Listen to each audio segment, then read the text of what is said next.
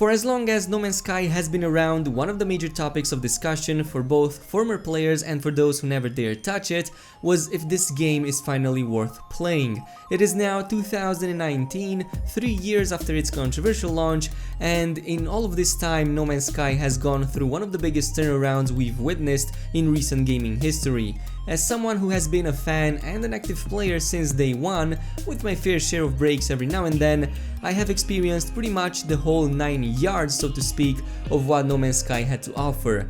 From the initial excitement when I first got my hands on it, to the immediate disappointment, the resulting backlash and developer silence, all the way to the first updates that gradually changed the face of No Man's Sky into the game we see today.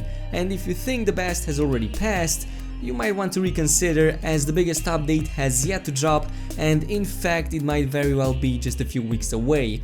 But until what looks to be the most ambitious update yet drops by, I'm going to go over the difficult task of answering the old question: is No Man's Sky finally worth a play? To even be able to start answering that question and to give you guys a chance to make an opinion of your own, we first need to take a look at how No Man's Sky has evolved through the years. Since its initial release back in August of 2016, No Man's Sky's update cycle slowly but steadily became bigger and more ambitious in its scope as well as scale. Up until today, there has been a total of 6 DLCs or even expansion-sized updates and dozens of patches along the way. I won't be going over each and every single feature that has been added, as that would pretty much take ages to do, and instead I'm going to do a yearly breakdown of the most important updates and additions that we have seen since 2016 when the game launched. As you may or may not know, No Man's Sky's first updates managed to garner a mixed reception, in part due to the game's rocky launch. On one hand, existing players were happy the game didn't get abandoned.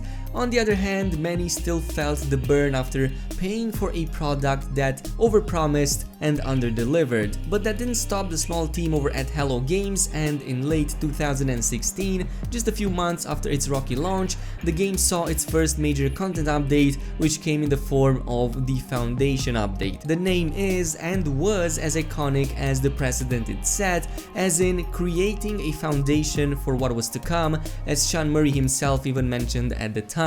While it's true that in hindsight the Foundation update pales in comparison to the ones that came after it, at the time it garnered a lot of praise as it introduced a few key features that have since then become a staple for this game.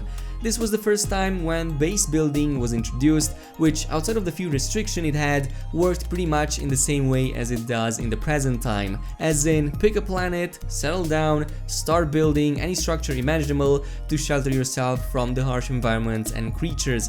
Along with this came farming, arguably one of the best sources of income even to this day, and almost inseparable from base building itself. Through the years, both of these features grew exponentially more complex and gave players more ways to tame out the wild environments, but it all began with the Foundation update. Then came the freighters. For the first time ever, players were able to not just admire these gigantic ships, but also purchase them, stockpile goods inside of their massive inventories, as well as further customizing their interiors. Of course, it was still bare bones compared to how it is nowadays, but it greatly expanded our gameplay possibilities back then. And it wasn't just these that made people excited, there were hundreds of other additions on top, like several new game modes including harder difficulties, the quick menu we find so useful today, deployable equipment, and hundreds of improvements along the way. Tune in 2017, a brand new and important year in the history of No Man's Sky, which was marked by 2 very big updates, even bigger than ever before. These were of course the Pathfinder and later the Atlas Rises updates. It's also the first time the game's online rating started going on a more positive trend. The first one, which was Pathfinder, further expanded on the previous features while bringing in many new big ones on its own. We had 3 new exocrafts to further expand planetary exploration, which were the Nomad, the Colossus, and the Roamer. They all came in with their own quest lines, upgrades, as well as player-created races. The ships and the multi-tools went through a major overhaul as well, receiving several specializations each with different subclasses classes depending on their performance. Ships got categorized into fighters, haulers, explorers, and shuttles and had their own stats updated accordingly, while multi-tools were broken down into pistols, rifles, experimental, as well as alien multi-tools. Furthermore, they were all broken down into class ratings depending on their performance and rarity, and there were also 3 new weaponry types added for each to further improve the combat mechanic. So all in all, it was a rather big update compared to the previous one, and of course it didn't just stop there. There were several other big features implemented in the process as well. This was the first time when a major graphical overhaul was done, with massive changes to texture resolution, ambient lighting, post-processing, and other graphical enhancements. Features like base sharing, photo mode, owning multiple ships, an overhauled trading system, new base parts, and hundreds of quality of life changes were also added with this update. Fast forward a few months to the summer of 2017 and the Atlas Rises update followed suit.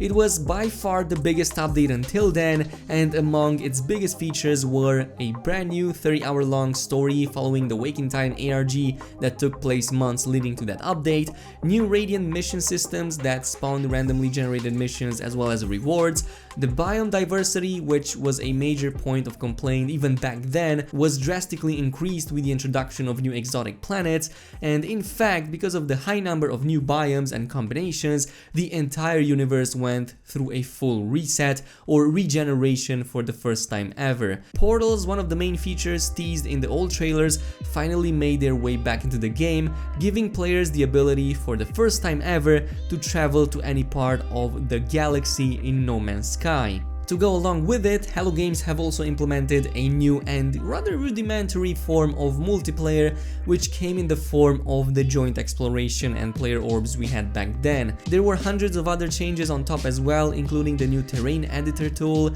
new visual upgrades, the new UI, improved combat and flight controls, and even a new class of ships that we now know of as exotic ships. Overall, Atlas Rises was huge, and even by then, No Man's Sky has gone way past its initial promises. But it didn't stop just there, and without us players even realizing at the time, Hello Games has become increasingly more ambitious with their plans. New updates gradually became more complex and contained more features, which all culminated last year in 2018 with 3 massive ones called Next, Abyss, and Visions. Next was one of the first updates to drop in the middle of 2018 after an excruciating 6 months of slow teases and newsfeed, and once it did, it pretty much blew everybody away with the amount of content it had.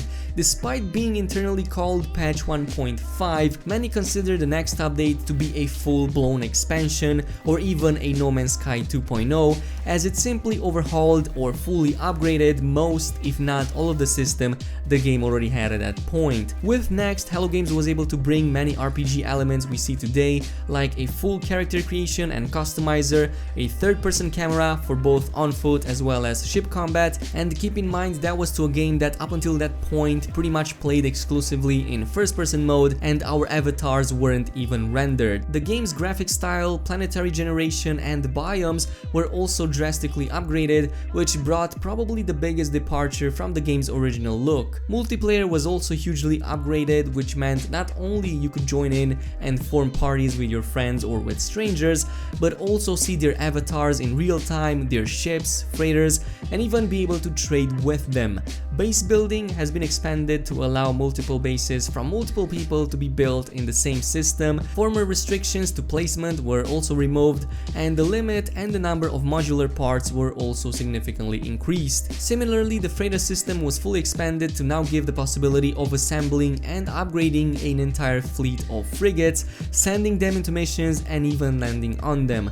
Just covering the next update alone would probably take a full-sized video in itself, so I'm going to skip most of the stuff that has been shown in it, but to summarize it all for you, Next was simply huge, and Hello Games managed to end the year not with just one single expansion, but 2 more very big updates on top, and these were the Abyss and the Visions update. Abyss was fully focused on overhauling underwater exploration, and I'd say it did a pretty amazing job, making oceans more frightening, adding more menacing creatures and underwater environments, as well as new underwater base building and the submarine exocraft to play along with these. Vision's update did something similar, but on the planet's surface, further improving the planetary diversity and wonder, and thanks to it we now have more anomalous biomes, more creatures and plants, more diversity and natural events, and new reasons to explore, including of course the new archaeology feature. And this doesn't even begin to take into account the community events, all of the free armor skins, emotes, missions,